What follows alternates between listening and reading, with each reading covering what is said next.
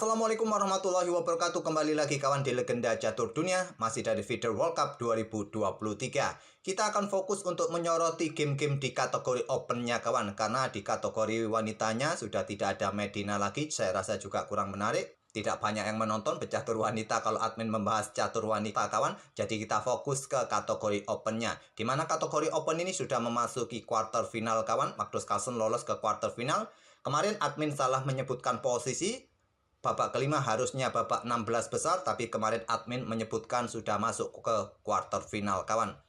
Baru quarter final besok lusa akan dimulai. Masih menunggu satu partai yang harus melanjutkan ke tie breaks kawan, yaitu partainya Ian Nepomniachtchi berhadapan dengan Vidit Santos Gujrati di tie breaks. Sedangkan para pemain yang lainnya langsung mulus lolos ke babak berikutnya. Carlsen akan berhadapan dengan Gukesh, dan di sini Caruana akan berhadapan dengan Leonard Dominguez, dan Arjun Erigasi akan berhadapan dengan Ramesh Babu Pragnananda di quarter final. Kita akan melanjutkan untuk mengulas permainan Magnus Carlsen kawan, berhadapan dengan Vasily Vanchuk pada game kedua.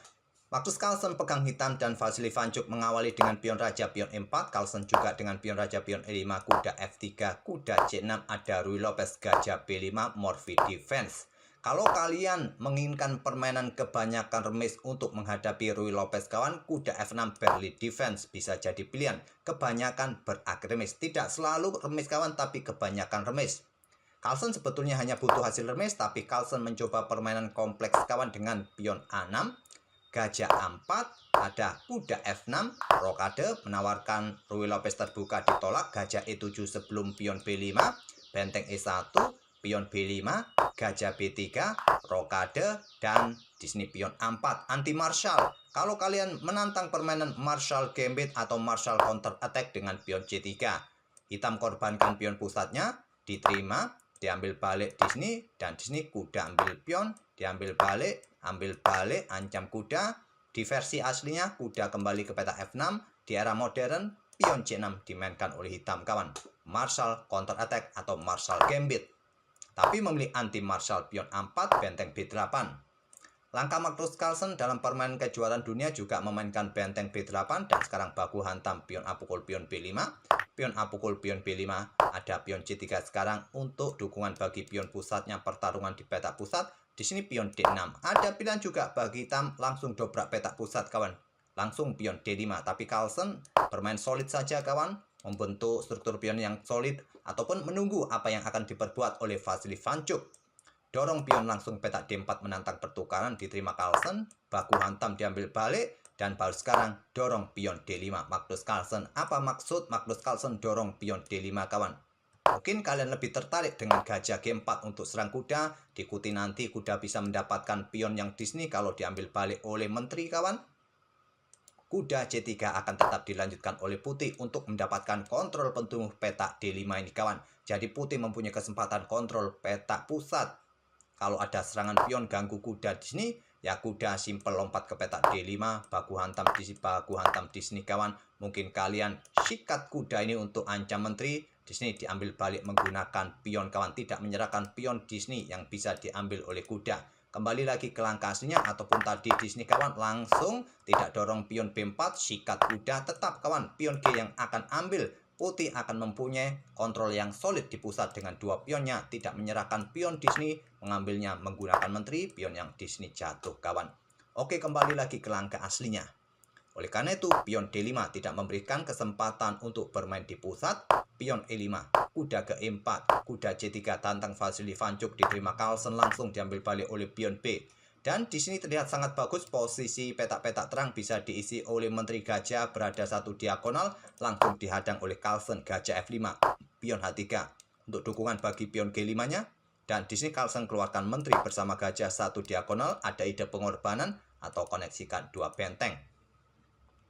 Gajah E3 melanjutkan pengembangan, dan Carlsen juga tidak terburu-buru untuk melakukan pengorbanan, karena selepas pengorbanan seperti ini kawan, menterinya masih kurang dukungan kawan. Kuda terlalu jauh untuk mengawal menteri, gajah pun gajah gelap, sulit memberikan backup serangan kawan, apalagi benteng juga belum diangkat untuk nanti bergeser kawan.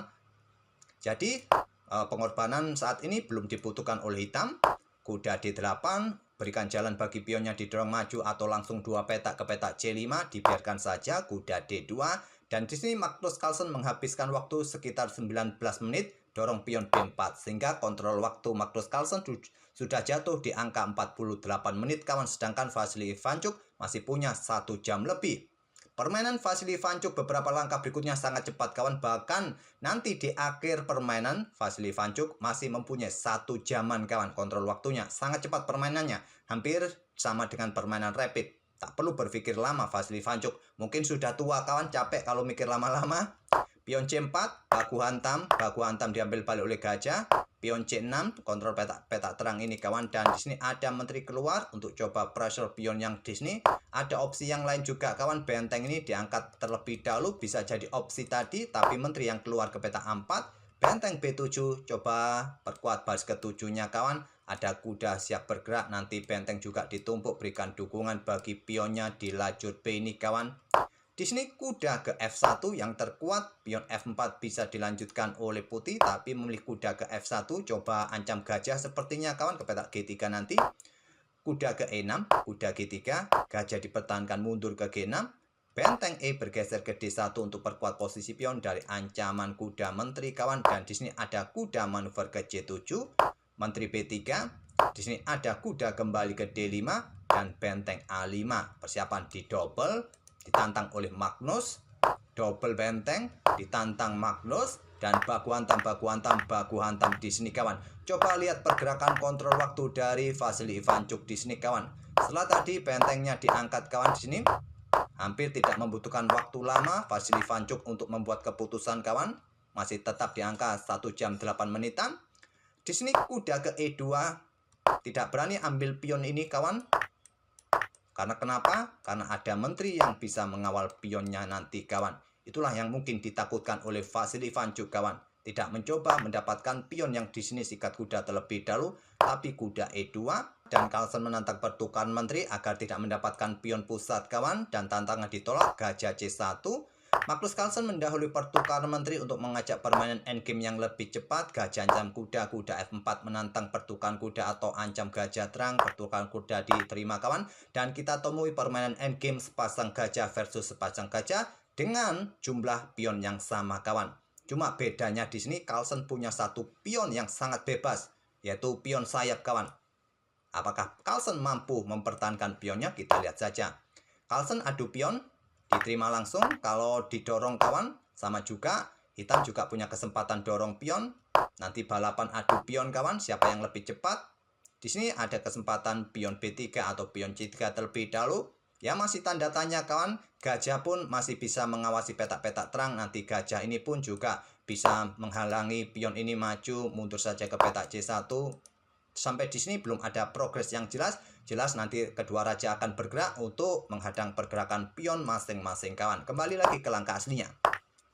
Jadi pertukaran pion langsung diterima, diambil balik oleh gajah. Di sini ada pion E6, tantang Vasily Ivanchuk, ditolak, raja bergeser saja ke F8. Pukul pion kawan. Dan di sini gajah ke G6, coba rebut kembali pion. Raja putih bergeser. Gajah ambil pion pertukaran gajah terang, dan kita temui permainan endgame gajah gelap versus gajah gelap. Dengan komposisi jumlah pion yang setara kawan, cuma masalahnya hitam punya pion bebas. Di sini raja putih maju ke E2, gajah D4 untuk perkuat petak gelap B2, pion siap didorong bisa promosi. Dan di sini kawan pion F3 kalau didorong, pion ini juga didorong kawan. Tapi di sini Vasily Ivanchuk menyerahkan pion F-nya, raja D3. Gajah ambil pion. Di sini ada gajah D2, gajah C5 lindungi pion. Dan raja bergerak ke J4 kalau Stockfish menyarankan pion G4.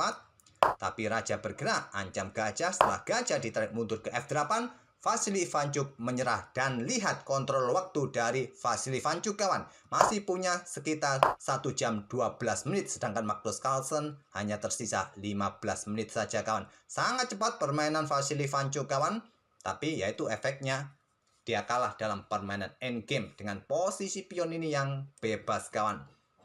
Memang terlihat pion ini jatuh kawan, tapi kalau jatuh pun posisi rajanya ini terlalu jauh untuk mengawal pionnya sendiri. Jika dilanjutkan kawan, nanti posisi raja hitam ini akan mengunci pion-pion putih kawan. Bergerak sampai petak A2, dan ini cukup merepotkan bagi Raja Putih. Ambil contoh, Raja ini ke peta F2 kawan, pion G5 untuk menghadang pergerakan pion H ini. Kalau mondar-mandir saja ke sini kawan, maka gantian pion H5 di sini. Kalau mondar-mandir ke sini saja, giliran pion G4. Baku hantam di sini, baku hantam di sini. Kalau raja bergeser ke sini kawan, pion G3 sudah bisa mengunci posisi raja yang harus meninggalkan pionnya kawan. Dan di sini kalau raja bergerak ke sini kawan, tinggal raja ini bergeser ke peta A2 dan bisa promosi kawan. Itulah kenapa pada posisi ini Vasily Ivanchuk pun langsung menyerah setelah gajah F8 Magnus Carlsen. Oke, itulah kawan kemenangan Magnus Carlsen yang kedua atas Vasily Ivanchuk, menang 2-0 di babak 16 besar, melaju ke babak 8 besar dan berhadapan dengan Domara Djurgården. Oke, semoga permainan dari Magnus Carlsen dengan ide permainan Morphy Defense bisa jadi bahan referensi kalian dan kita akan bertemu di video-video berikutnya. Terima kasih. Wassalamualaikum warahmatullahi wabarakatuh.